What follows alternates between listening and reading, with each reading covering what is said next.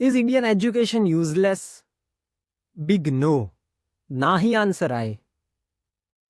નમસ્તે, મારું નામ છે દેવજી કાદરા અને આજે હું વાત કરવા જઈ રહ્યો છું કે ભાઈ ઇન્ડિયન એજ્યુકેશનની જે સિસ્ટમ છે એ યુઝલેસ છે, ઉપયોગિતામાં લેવાય એવી છે કે નહીં.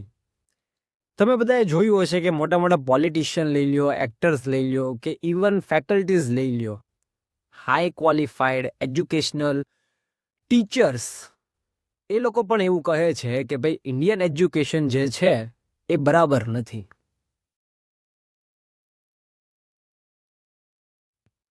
મોટા મોટા શિક્ષકો એવું કહે છે કે ભાઈ ભારતમાં વિદ્યાર્થીઓ કેમ નથી રહેતા. એક ટાઈમ ઉપર એ ગ્રેજ્યુએશન કમ્પ્લીટ કરે છે, પોસ્ટ ગ્રેજ્યુએશન કમ્પ્લીટ કરે છે, પછી એ વિદેશ વયા જાય છે. એનું કારણ શું છે? એ લોકો એવું કહે છે કે ભાઈ એનું એજ્યુકેશન જ પ્રોપર નથી અને અહીંયા જો માણસ ભણી લે છે, વિદ્યાર્થી ભણી લે છે, તો પછી એને સારી નોકરી મળવાની નથી. જો એ વિદ્યાર્થી બહુ જ તે મહેનતુ છે તો એને પૂરતું વેતન મળવાનું નથી. But is it really true? Okay, सब लोग ऐसा बोलते हैं कि भाई education is not good, okay, ये अच्छा नहीं है, वो अच्छा नहीं है, કઈ સારું નથી. ભૂલો જ ગોતવાની છે બધાને, સમજાણું? પણ એનું સોલ્યુશન શું છે? એનું સોલ્યુશન એ જ છે કે એક્સેપ્ટ કરવાનું છે. આપણે એક્સેપ્ટ કરવાનું છે કે ભાઈ જે વસ્તુ છે એમાંથી આપણે બેસ્ટ કઈ રીતે આપવાનું છે. Being a teacher, it is my responsibility કે ભાઈ હું કઈ રીતે વિદ્યાર્થીને ભણાવું છું કે એનો રસ બનેલો રહે. બાકી ડિસ્ટ્રેક્શન એટલું બધું છે, બધી જ વસ્તુ આ દુનિયામાં છે, તો એ જે બાળક છે, એ જે વિદ્યાર્થી છે, એનું ધ્યાન મારે ભણવામાં કઈ રીતે લગાડવાનું છે એ મારી જવાબદારી કહેવાશે. તો એ મારી જવાબદારી છે કે હું વિદ્યાર્થીને કઈ રીતે ભણાવું છું. એજ્યુકેશન શું કામ આપણને મેળવવું છે? તો કે આમ જોવા જાઓ તો નોકરી મેળવવા માટે આપણે ભણવું જરૂરી છે. ના દીકરા, જ્ઞાન મેળવવા માટે ભણવું જરૂરી છે, નોલેજ માટે ભણવું જરૂરી છે. બેઝિક્સથી સ્ટાર્ટ કરીએ આપણે તો તમે લોકો સમજો કે ભાઈ બાળકને સૌથી પહેલાં જુનિયર કેજી, સિનિયર કેજીમાં આપણે નર્સરીથી બેસાડીએ છીએ, ઓકે. પછી આવે છે 1 થી 10 ધોરણ. હવે વિદ્યાર્થી જે છે એના ઉપર આપણે એટલું દબાણ આપીએ છીએ કે ભાઈ એને ભણવાનું એક દબાણ લાગે છે, ઓકે. એ એટલો પ્રેશરાઇઝ ફીલ કરે છે કે ભાઈ એનો જે રસ છે, એનું મન છે એ જ ઉઠી જાય છે. બાકી આપણી જે ડેઈલી લાઈફ છે, સવારે ઉઠવાથી લઈને જમવા પીવા, હરવા ફરવા, ખાવું પીવું, બધું જ તે એન્જોયમેન્ટની સાથે studies is also part of our life. પણ કેમ એ વિદ્યાર્થી ત્યારે એવું અનુભવ કરે છે કે ભાઈ હું ભણવા તરફ આગળ વધું છું તો મને એ બહુ જ તે બર્ડન ટાઈપ લાગે છે, હું ભણી નહીં શકું, ઓકે. તો છેવટે બધા એવું જ કહે છે કે ભાઈ ભણવાની પદ્ધતિ જ નથી સારી. એ ખોટી વાત છે. ભણાવવાની પદ્ધતિમાં સુધારો લાવવો એ જરૂરી છે. તો એ જવાબદારી શિક્ષકગણોની રહેશે. સમજાણું તમને? વિદ્યાર્થીને પ્રેમ કરતા શીખવાડવાનો છે આપણે ચોપડી સાથે. એમાં જે કંઈ વ્યાખ્યા છે, જે કંઈ ડેફિનેશન્સ છે, જે કંઈ કોન્સેપ્ટ્સ છે, જે કંઈ નોલેજ બેઝડ એપ્લિકેશન્સ છે, એને કઈ રીતે સમજવાનું છે, કેવા એક્ઝામ્પલ આપીને સમજવાનું છે, એ વિદ્યાર્થીને કોણ શીખવાડશે? શિક્ષક જ તે. મોટા મોટા માણસો એવું કહે છે કે ભાઈ ભારતમાં નથી રહેવાના કોઈ, ભારત છોડીને ચાલ્યા જવાના છે. પણ શું કામ એવું થાય છે? ક્લાસમાં અમે પૂછતા હોઈએ છીએ કે ભાઈ વિદ્યાર્થી તમારે શું બનવું છે? ત્યારે વિદ્યાર્થીઓ કહેતા હોય છે અમારે ડૉક્ટર બનવું છે, એન્જિનિયર બનવું છે, બિઝનેસમેન બનવું છે. બધા અલગ અલગ વિચારો એમને ખબર છે. પણ તમને પણ ખબર છે કે જો વિદ્યાર્થીને ડૉક્ટર અને એન્જિનિયર સિવાય બીજો કોઈ ઓપ્શન જ નથી ખબર, ઓકે. ભણવાનું સાચો વે શું છે? તો કે સાયન્સ લઈ લો, સરસ નોકરી મળી જશે, ઓકે. સાયન્સ સિવાય તો કંઈ ફ્યુચર જ નથી. પણ હવે માણસોને ખબર પડવા લાગી છે, વાલીઓને ખબર પડવા લાગી છે કે ભાઈ કોમર્સ લાઈન પણ બેસ્ટ લાઈન છે. અને જે ભણેલા વાલી છે એ લોકો ક્યારેય પણ એના બાળકને ટોકવાના નથી. ભાઈ આર્ટ્સ પણ ના લેવાય, કોમર્સ પણ ના લેવાય, ડિપ્લોમા પણ ના કરાય, સાયન્સ જ કરાય એવું કોઈ વાલી કહેવાના નથી ક્યારેય રીતે. સમજ્યા? એટલે શું મારો કહેવાનો ભાવાર્થ છે કે ભાઈ તમે જે કંઈ વસ્તુ કરો છો એ નોલેજ મેળવવા માટે કરો છો. Marks are marks, right?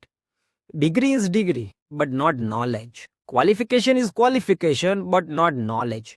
Even experience is experience but not knowledge, okay. એવું નથી કે ભાઈ ડિગ્રીઓ મેળવી લીધી છે એટલે એ માણસ સંપૂર્ણ થઈ ગયો છે, એની પાસે જ્ઞાનનો ભંડાર છે. એ પોસિબલ નથી. સમજાણું? એટલે જે કંઈ કોન્સેપ્ટ છે, જે કંઈ સમજણ શક્તિ હોવી પડે, જે કંઈ નોલેજ હોવું પડે, એ માણસમાં પૂરતું જ્ઞાન હશે ત્યારે જ તે શક્ય થશે.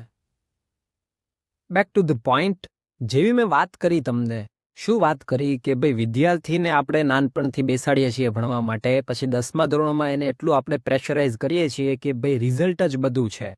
કીધું એ marks are just a marks. Okay, અને જે મારા જેન્સી વિદ્યાર્થી મિત્રો છે એ લોકો તો સાંભળીને એટલા ખુશખુશાલ થઈ જશે કે ભાઈ કે a single sheet of paper cannot decide my future. Okay, એટલે કે ભાઈ કોઈ પણ ધોરણનું રિઝલ્ટ મારું ભવિષ્ય નક્કી નથી કરવાનું. એટલે એ લોકો તો સરખું તૈયારી બી નથી કરવાના. પણ એવું નથી. ઓકે, તમારે જોવું હોય તો કે ભાઈ મેથ્સ જે સબ્જેક્ટ છે એ સૌથી પહેલા યુનિવર્સલ પ્રોબ્લેમ થઈ ગયો છે. કઈ રીતે? તો કે બાળકને તમે પૂછો 100માંથી તો કે 80 બાળકને એમાંથી મેથ્સમાં પ્રોબ્લેમ હોય છે. સમજાણું? એટલે પ્રોબ્લેમ મેથ્સમાં નથી, પ્રોબ્લેમ એ ભણાવવાની પદ્ધતિમાં પણ નથી. પ્રોબ્લેમ એ છે કે ભાઈ વિદ્યાર્થી છે પહેલેથી જ તે વિષયને ગમાડતો નથી, એટલે એનો પાયો નબળો રહી જાય છે. અને જો 8મા ધોરણનું ગણિત તમને ના આવડે તો 9માનું નથી આવડવાનું, પછી 10માનું પણ નહીં આવડે, અને પછી જો સાયન્સ સ્ટ્રીમ લ્યો છો તો 11 બાળપણનું પણ મેથ્સ તમને નથી આવડવાનું.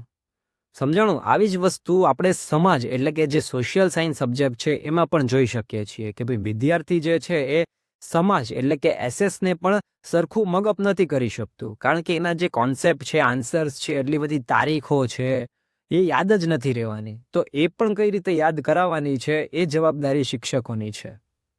મારો કહેવાનો હેતુ એ જ છે કે ભાઈ ભૂલો કાઢવા જશું તો અઢળક ભૂલો નીકળવાની છે, પણ એ ભૂલો ઉપર આપણે કામ કરવાનું છે, આપણે સ્વીકારવાનું છે. આપણે ક્યારેય દોષ નથી આપવાનો કોઈ સરકારને કે કોઈ સિસ્ટમને કે ભાઈ આવી વસ્તુ કેમ છે. કામ આપણું છે કે ભાઈ જે વસ્તુ છે એને આપણે સ્વીકારવાનું છે અને એમાં આપણે આપણું બેસ્ટ આપવાનું છે. એમાંથી આપણે આપણા વિદ્યાર્થીઓને શીખવાડવાનું છે કે કઈ રીતે તારે આગળ વધવાનું છે.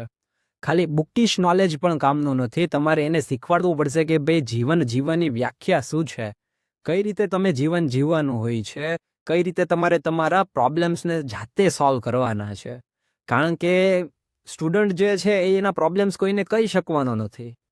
સમજાણું? સ્ટુડન્ટ ભણતો નથી કે મસ્તી જ કરે છે, મજાક કરે છે, પપ્પાના પૈસા ઉડાડવા આવે છે, જે કાંઈ વસ્તુ છે એ આપણો પ્રશ્ન નથી. આપણું કામ એ છે કે ભાઈ આપણે સ્વીકારીને વિદ્યાર્થીને પૂરતું અને સારું જ્ઞાન આપવાનું છે. તમે માનો છો કે ભાઈ સરકાર જે છે કે મોટા મોટા ફેમસ સેલિબ્રિટીઝ લઈ લઈએ, એ ધર્મ ઉપર વાત કરે છે, જાતિ ઉપર વાત કરે છે, અને શિક્ષણ ઉપર આવે છે ત્યારે શું છે તો કે પદ્ધતિ જ નથી બરાબર. સેકન્ડરી છે આ બધી જ બાબતો. સમજાણું? એટલે જે છે એ આપણે જ કરવાનું છે, હળી મળીને આપણે તે વિદ્યાર્થીઓને સાચા માર્ગ બતાવવાનો છે. આજની જનરેશનમાં ભણાવવું એ એટલું બધું સહેલું નથી. તમારી પાસે પૂરતું જ્ઞાન હશે તો એનો મતલબ એવો નથી કે ભાઈ વિદ્યાર્થીને તમે શીખવાડી જ શકવાના છો. તો તમારે તમારી પદ્ધતિમાં પણ થોડોક ફેરફાર લાવવો પડશે, કારણ કે દરેક વિદ્યાર્થીને આપણી જે કંઈ વે છે એમાંથી જ તે એને સમજાઈ જશે એ વસ્તુ શક્ય નથી. એટલે આપણે એ પણ ધ્યાન રાખવાનું છે કે ક્યારેય પણ વિદ્યાર્થીને કોઈ પણ પ્રકારનો આપણે ટોર્ચર ન કરીએ, મેન્ટલી કે ફિઝિકલી, કારણ કે અત્યારના જમાનામાં એ વસ્તુ શક્ય જ નથી રહી. તો ભણાવવું કઈ રીતે સાહેબ એ જ તો આપણે કરવાનું છે. આપણે જ સમજવાનું છે કે વિદ્યાર્થીને કઈ રીતે આપણે ધક્કો મારવાનો છે, કઈ રીતે એને આગળ પહોંચાડવાનો છે, કઈ રીતે એનામાં એ સેલ્ફ બિલીફ જગાડવાની છે અને સેલ્ફ રિયલાઇઝેશન કરાવવાનું છે કે ભાઈ તારે જ સમજવાનું છે. So this is the only thing I want to say कि भाई education is good, okay, and every time it is updating. All the books are slowly getting updated. So just focus on the study process, okay, कि भाई कैसे आपको वो किसी और को सिखाना है.